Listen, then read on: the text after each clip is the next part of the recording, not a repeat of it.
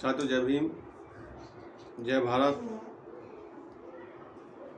साथियों, आज मैं कुछ अहम मुद्दों को लेकर के आपके सामने लाइव आया हूं और आपसे मेरा ये अनुरोध है कि इस वीडियो को शेयर ज़रूर करें। साथियों, पिछले कुछ दिनों से हमारा जो देश है वो एक अजीब विडंबना में चल रहा है और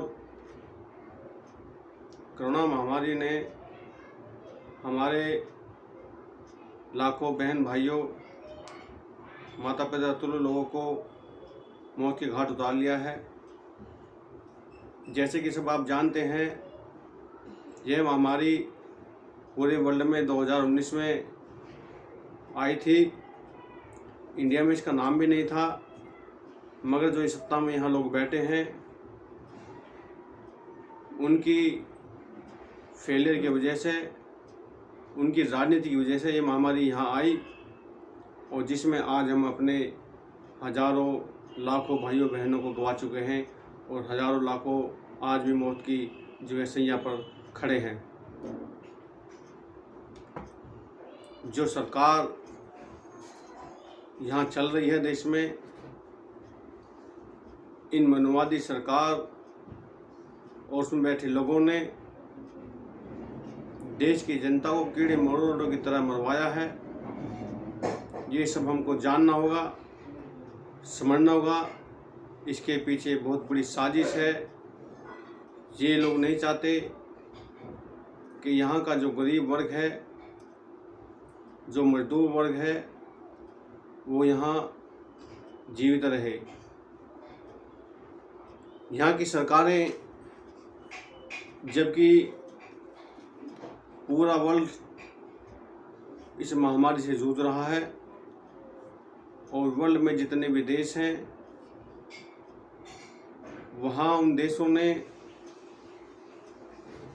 अपनी मेडिकल सुविधा के होते हुए अपने देश में इस महामारी को कंट्रोल कर लिया है, मगर यहाँ बैठी अंधी, बहरी और मनवादी सरकार, पाखंडी सरकार ने अपनी राजनीति स्वार्थ के चक्कर में हमारे हजारों लाखों लोगों को मौत के घाट उतरवा दिया है। यहाँ की सरकार अगर चाहती तो जो हमारे लाखों भाई बहन इस महामारी में मारे गए हैं उनकी जान बचा सकती थी, मगर सरकार ने ऐसा कुछ नहीं किया। वो चुनाव लड़ने में व्यस्त हो गई और वहाँ पूरे देश से पैसे के बलबूते पर भीड़ बुला करके इस कोरोना महामारी को फैला दिया। साथियों, सरकार ने ना तो दवाई की व्यवस्था की, ना अस्पतालें बनाई, ना वेंटिलेटर का जो व्यवस्था की, और ना ही सरकार ने मरीजों के लिए कोई विशेष मेडिकल सुविधा की कोई प्रबंध नहीं किया। सरकार यहाँ मंदिर बनाने के चक्कर में लग गई, हिंदू मुस्लिम कराने के चक्कर में लग गई, जातिवाद फैलाने के चक्कर में लग गई, जिससे कि हम लोग आपस में लड़ते रहें और ये लोग इस देश को बेच करके, इस देश की संपत्ति को बेच करके जो है देश को आज ख़त्म करने का आगार पे लोगों ने खड़ा कर दिया है। सारी सरकारी संस्थाएं बेच दी गई हैं, प्राइवेट कर दी गई है। महंगाई आज चरम पर है। कोई भी विपक्षी पार्टियां उस महंगाई का जो है विरोध नहीं कर रही हैं। ये सारी पार्टियां सब एक सी पार्टियां हैं। कई गुना महंगाई है, बेरोजगारी आज इतनी है, हर आम आदमी को, हर उस मजदूर वर्ग को एक टाइम की रोटी खाने के लिए भी बड़ी मशक्कत करनी पड़ रही है। जबकि सरकार को मेडिकल सुविधा को बढ़ाना था, अस्पतालें बनाने थे, ऑक्सीजन का इंतजाम करना था, मेडिसिन का इंतजाम करना था, मगर सरकार कहीं पर भी सफल नहीं हो पाई है। जिस कंपनी को, जिस संस्था को कोरोना का इंजेक्शन, मेडिसिन बनाने का जो ठेका टेंडर दिया गया था, उस कंपनी को सरकार ने ना तो फंडिंग की, उसका जो पैसा था ना पैसा दिया, वो पैसा मंदिर बनाने में लगा दिया, वो पैसा कुंभ बनाने में लगा दिया, मगर इस देश की जनता के स्वास्थ्य से उन्होंने खिलवाड़ करके आज लाखों लोगों को मौत के घाट उतरवा दिया है। जब पैसा नहीं मिला तो उस कंपनी ने जो मेडिसिन बनाई थी, जो इंजेक्शन बनाए थे, वो इंजेक्शन मजबूर में विदेश भेजना चालू कर दिया। तो ये जो सरकार है, ये जो मोदी सरकार बैठा है, इस सरकार में मोदी बैठा हुआ है, जो ब्राह्मणवादी लोग बैठे हुए हैं, ये नहीं चाहते यहाँ का जो गरीब वर्ग है वो वर्ग यहाँ जीवित रहे।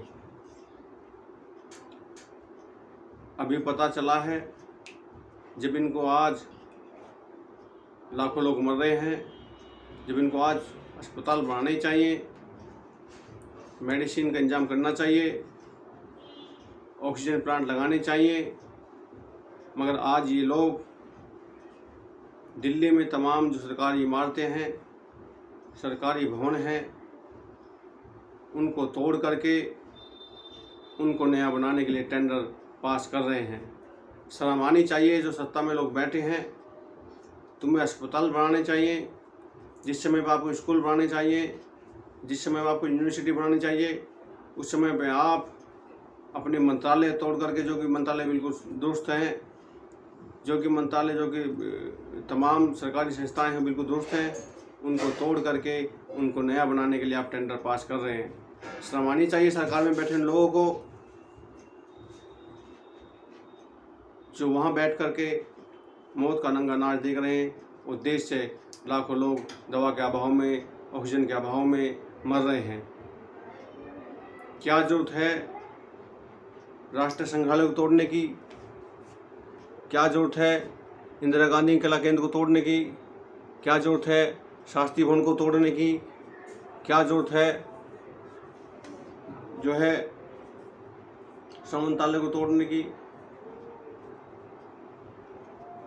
कहाँ से पैसा आएगा? वो पैसा किन को जाएगा? वो सब ये पूरा गेम चल रहा है। इस गेम को हमको समझना होगा।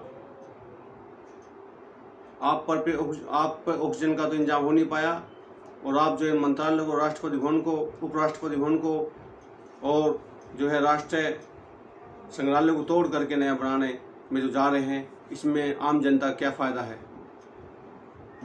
तो ये हमको समझना होगा। इस सरकार को हमको बदलना होगा। अगर हमने सरकार नहीं बदली तो ये लोग हमको जिंदा रहते रहते मार देंगे। तो साथियों, मैं आपसे यही कहना चाहता हूँ कि आप सब लोग इस सरकार की चालाकी को समझें। इन्होंने जनता के हित में एक भी काम नहीं किया है। और ये मोदी बड़ी बड़ी बात करता था कि मैं देश को सोने की चिड़िया बना दूंगा। इसने आज देश को गड्ढे में लाके खड़ा कर दिया है। सबसे पहले रोजगार आज कहीं नहीं है। देश के करोड़ों युवा बेरोजगार सड़कों फिर रहे हैं। देश में आज भुखमरी, महामारी और अशिक्षा के अभाव में देश कई गुना पीछे जा चुका है।